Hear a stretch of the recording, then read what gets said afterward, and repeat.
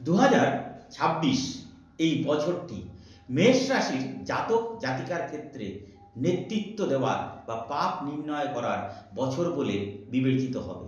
অর্থাৎ আপনি এই বছরটি আপনার লিডারশিপ বা ডিসিশন নেবার বছর।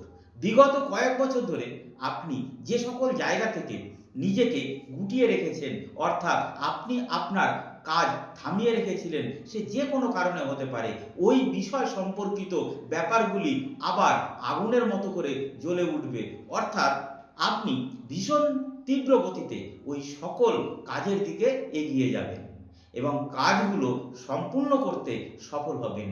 সে যে কাজগুলো আপনার এতদিন ধরে বা এতদিন যাবৎ থেমেছিল বা আপনি থামিয়ে রেখেছিলেন। আপনার জন্মকুণ্ডলিতে শনি গ্রহ একাদশ ঘরে অবস্থানের কারণে এই বছরটিতে আপনার কর্মশক্তি, ধৈর্য শক্তি আগমনের আপনার এই ব্যাপকভাবে বৃদ্ধি করবে, যার কারণে ধনভাগে আপনি আপনার অবস্থিত যে বৃহস্পতি গ্রহ আপনার ধন আগমনের স্রোতকে ব্যাপকভাবে বাড়িয়ে তুলবে।